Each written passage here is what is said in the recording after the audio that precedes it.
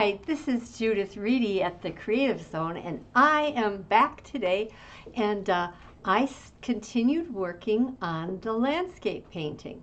And I'll also show you I think that today they're dry. Let me just get something here.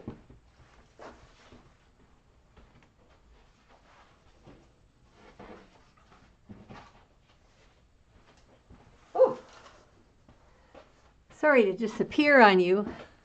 Anyway, I think they're dry. And so I think tomorrow, I don't know if any more today, but tomorrow I'm going to start working and recording doing the last layer of the grisaille where I have white and burnt umber. I haven't made a decision if I'm going to use white and burnt umber or white and black. I could do either, and I think it would work. But I will do it on all three of these canvases, and that's kind of what my next process is right over here. That's what I'm going to be working on. But what I have been working on is this painting behind me. Maybe I can show it to you. And it's not done yet. And that's what you're going to see today. I'm feeling still pretty wet. See, here it is. It's kind of wet. I better not touch it. I just got myself all sticky. Anyway, oh boy. So, just a little excited about doing this. You know, you have to wait with the technique that I'm doing with the grisaille. If I'm going to do a traditional Flemish or grisaille, then I have to wait and let the layers dry in between. And so that takes a couple days.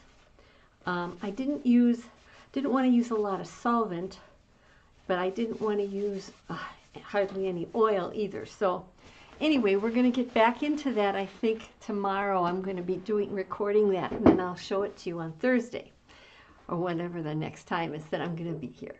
But I have been working on those two projects, and I know that those of you who have been following along, you know you've been following along. Maybe you've caught me and started following me.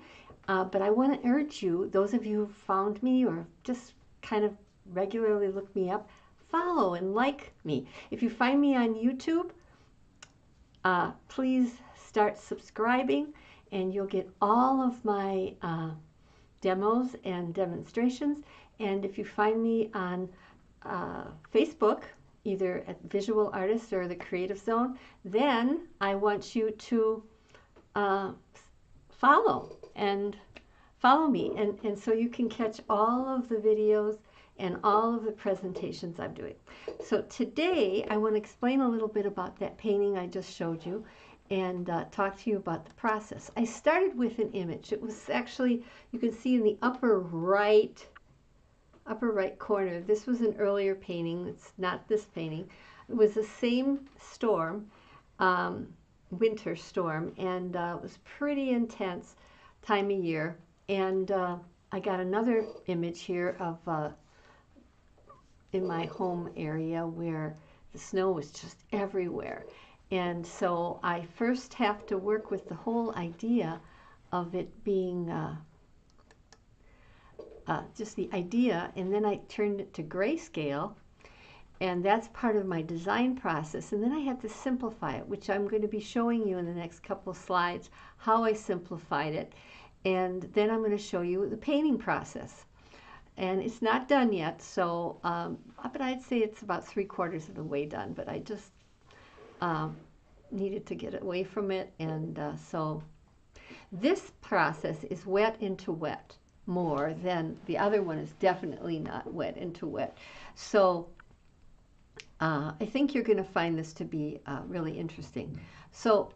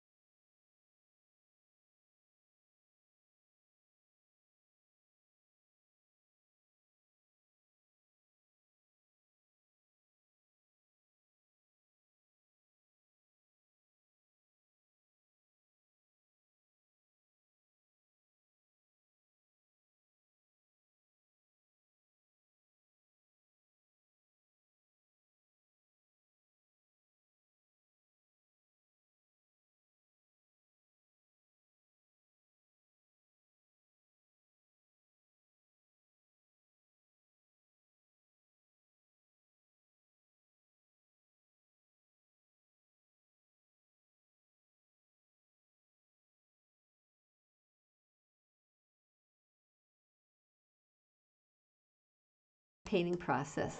I want to, I think the first thing we had, I'm going to remove this and I'm going to remove this. And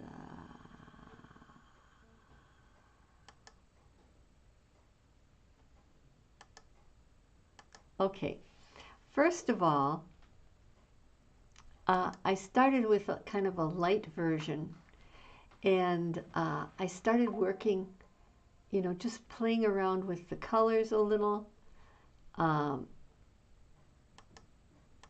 can see that I had, that was one, and then I had this one, and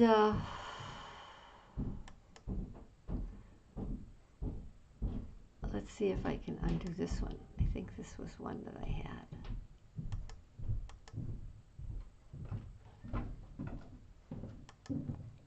Yeah, so I had pretty many, and then I wanted to do the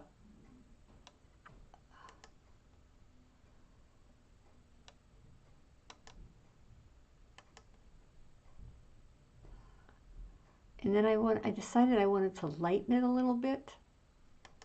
So I put this veil on it just to get that lighter look. But I really didn't stick with it, but I was just playing with the big shapes and the values and seeing how I could divide up the space into simpler shapes. But now I'm going to show you how I painted. And this was like several hours, and parts of this that I'm going to be showing you was sped up like 20 times, and some was only 2 times, and some was like 4 times or 8 times. So it's going to be sometimes fast, sometimes slow, because I didn't really think you wanted to sit there for 3 hours and watch me. So here we go. We're going to start here. First of all, I started with having this grayscale and laying out my colors. And obviously right now you can't see the colors, but they are suddenly going to appear. And so I used that blue, and this was a cerulean blue, and I mixed it with the titanium white to make all sorts of tints of, but then when I wanted to neutralize it, I added some of the Cad Red Light, sometimes the Mars Black, sometimes some ultramarine blue. I mixed the black with the yellow and a little bit of the blue to create green, and then I made tints. I made tints of the yellow. I made a tint of the Cad Red with the white, and then I mixed those two, yellow and the tint, to make kind of a peach. And those were the colors I kind of thought that I was going to be using. And you can see, though, this scale is not my 10-step scale. It's only a 5-step scale. And I really like using the 10-step scale. I thought I would try this, but I really like using the 10-step scale. So anyways, here I have a piece of glass on my canvas, and so I'm laying it on the colors just to get a feeling. I don't do this, I'm doing this for you guys more, to see how I experiment with the values, rather than, I don't do this all the time. And there I'm, you know, mixing some grays and tans to just see if I get the correct value, and I'm varying what I have. I'm just going to try some different things and see if I get colors close to what I'm interested in. And when I get them to what I want, I'll probably just put the canvas aside. I'll have the mixtures I want, and I'll be ready to go. That's much. I originally wanted a little lighter, but I'm actually going to end up making it darker in the end. So, but you can see I have all those colors mixed, and it's pretty ready to go. So I'm moving the glass away, put it back in color, and we're going to start putting in the sky color, which is the cerulean blue and variations on cerulean blue, with tints, and then a little bit maybe of ultramarine occasionally added, maybe a little bit of yellow.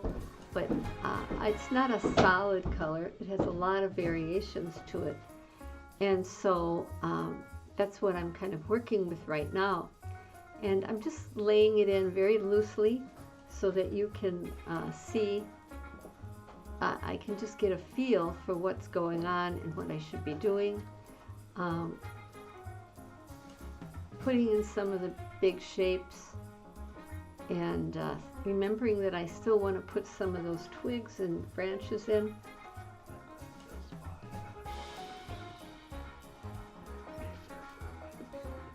Oh, okay. So anyway, you can see that I have the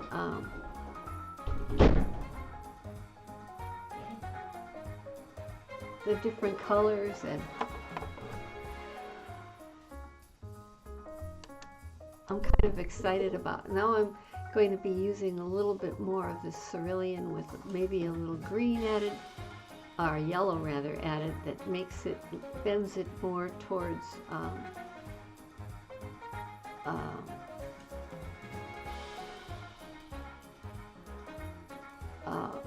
the greenish color. But I still have that blue from the sky, and I'm really decided to make those evergreens pretty dark. And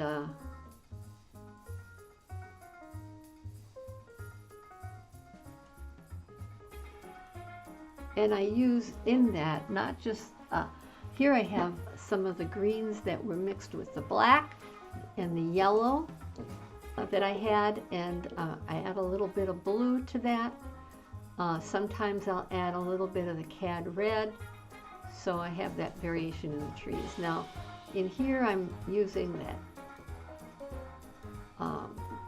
the blue as the basis, but I might be moving it around a little bit by adding yellow, by adding a little bit of the red to make it bend it towards, warm it up with like almost like a purple. And then I'm working in that foreground to get the some of the unshaded areas, and that I'm using kind of a mustardy yellow.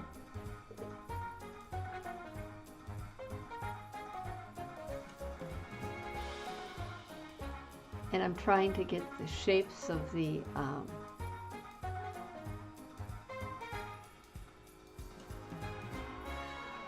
going to see if I can see this here.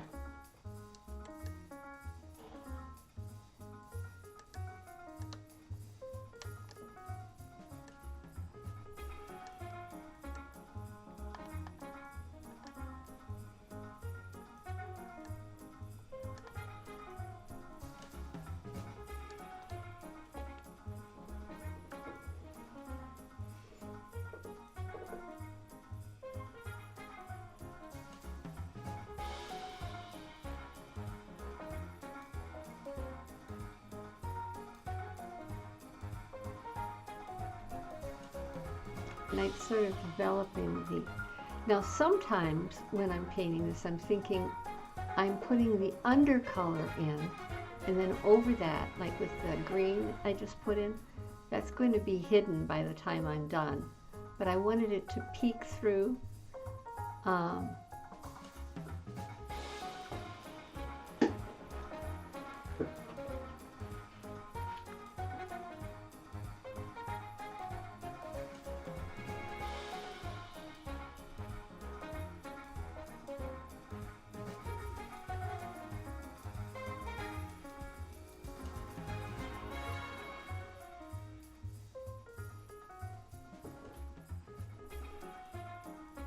So we've got that going, and I'm really working on some of the variations of that in the foreground of the snowbanks that are really in shade. And I may in the end up simplifying them a little bit, or making them more similar in value to keep that shape together. But I wanted to initially put in that because it is in the foreground. But as I'm doing this, I'm thinking that I really want to change the focus from the sides into the middle area where the man is, so I may end up changing that in the end.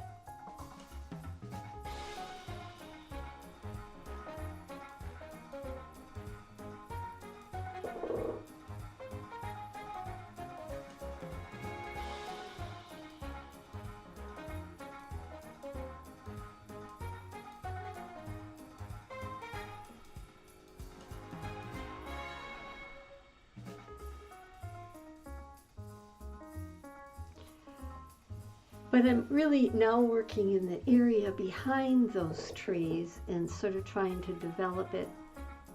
It's a tricky area because I kind of like that texture feeling that you get with the branches on the tree. But I don't want to lose the shape. So it's, and now I'm putting in the branches, which are eventually going to get covered up largely with snow, but I wanted them, put them in so that they could be snuck in from behind. And then I'm going to start putting in some of those branches. Now, there seems to be the values of the branches are those that are in the front and then those behind. And those behind are in shade, and so they're almost in some cases they're blue-gray, in other cases they're a yellow greenish gray, but then in front of them is a warmish, somewhat warmish white. It's not a pure white, it's a warmish white.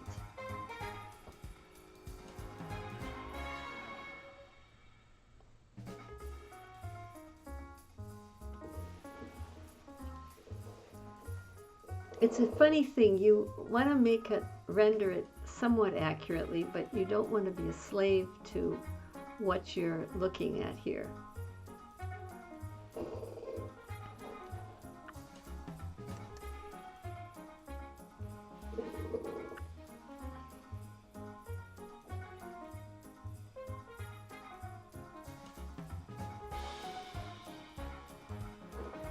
But you want to give it a sense of that kind of lacy quality.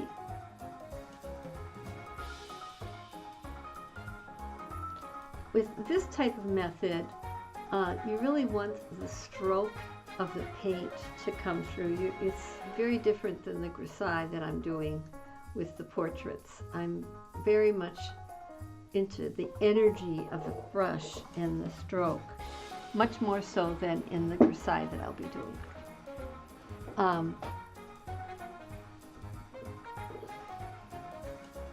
But I am building in layers, colors of layers and spots of color.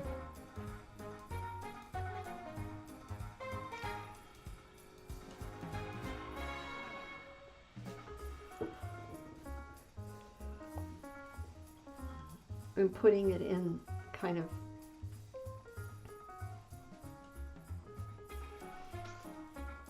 and then over that I'll put the white, because you see I put the behind color.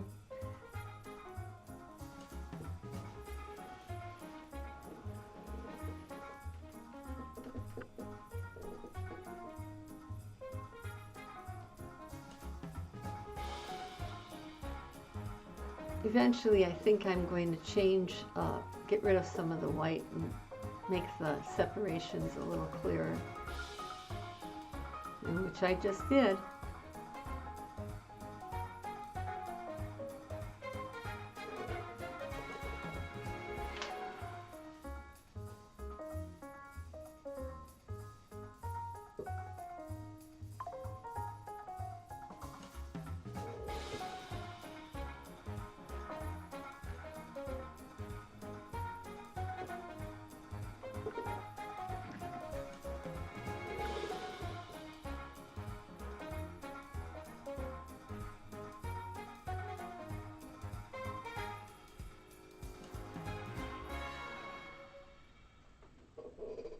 Pretty cool.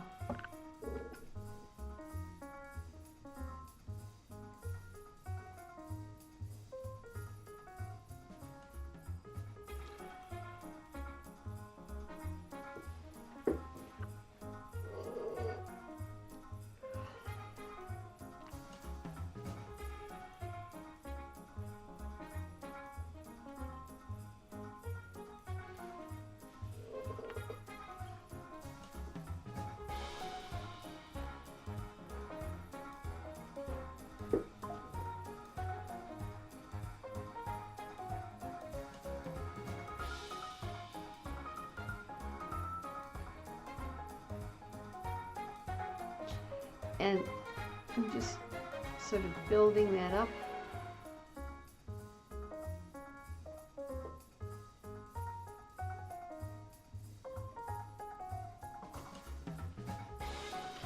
I have a mixture of whitish yellow, pinkish yellow, and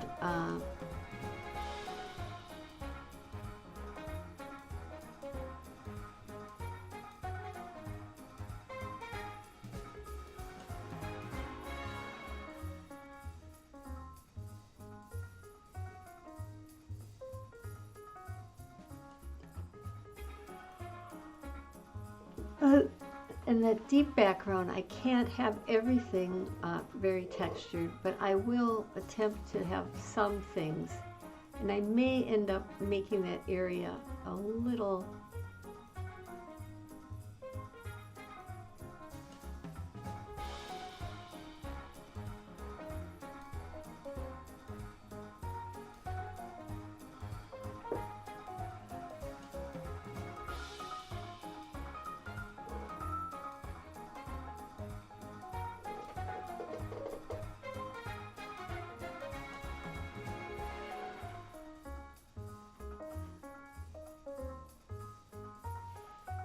And now that I'm looking at that, I think I'm going to reduce the size of that area in the back a little bit.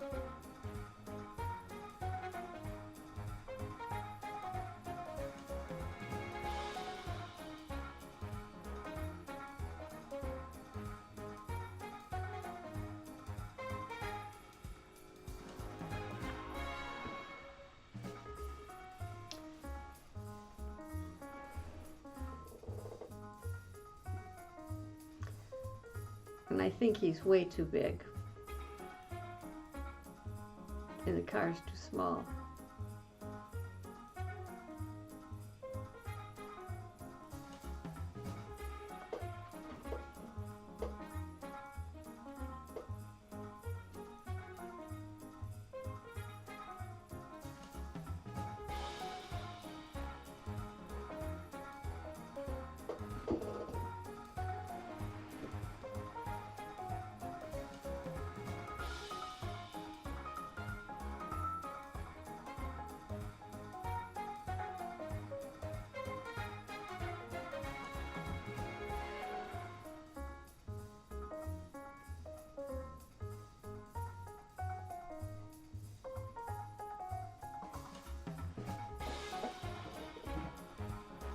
Yeah, I like that. Put that blue back in there. The next part I'm going to be working on, which I didn't start, is really that road down there. I'm kind of just putting in a little bit and suggesting it. I might make the guy a little smaller in the end, but we'll see. I still might make him smaller. So that's pretty much how I think it turned out. I'm really pleased with how it worked out, and that's a little bit of a close-up, not the whole thing, but just a little bit. Kind of gives you an idea of how loosely this is painted, and it's not quite ready yet, but this is how we start. So I hope you enjoyed it, and I hope to see you again. Hi! So there it went. We did it. I showed you what I got done. And so I'm still working a little bit. I want to work on the tree a little bit more. And that man, I think he needs to be a little smaller. And I want to work into going into that road, down that road, because I need to develop that, because I really think that should be, that whole thing, that area should be the focus. And I may reduce a little bit of the contrast of different shapes on the right bank. I like it better on the left bank. So that's kind of where I'm at with that. And I think I'm going to, though next, I'm going to work on a layer with the portraits that I showed you earlier. That's what I'll be doing and showing you on the next session. And then we'll come back to this, because this is going to have to dry, and then I'll finish this other painting. So it'll all work out. And this is much wetter, this painting, than this is painted so thin that it dries. So I think if you really like to know more about landscape painting and creating form, I think you'd like this course, Intermediate Color Principles. Check on the links below and check out that. And those of you who are in my Color Foundations course, I want you to know that I've added another unit, and that unit is on mixing hues, colors, changing the colors to match the values of a paint of a flower. And so you're going to end up with these plus many more flowers in that unit. And for those of you who just think, I don't really know that much about mixing color, I have a wonderful quick course for you that, excuse me, that will be a great foundation for you. It's going to have a warm and cool of each of the three primaries. I will explain why I have a warm and cool, how to mix them with certain secondaries so that you get glowing secondaries and reduced or muted secondaries, how you can also alter all the colors with tints, tones, and shades, plus complements, and how you create color vibration with color. Neighboring colors and contrasting colors, depending where you place them. And so I think you'll find this course to be a great foundation, and it'll get you set to mix all kinds of colors and to be able to really understand, why when I tried to mix this color, I got something I really didn't expect, and why you can have more control of your color mixing. So I think you'll like this, and you get all of that. You can watch it anytime on your laptop, your phone, whatever, and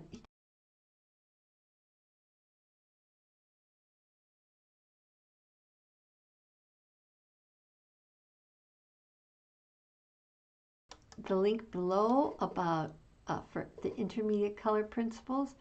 And of course, come back again on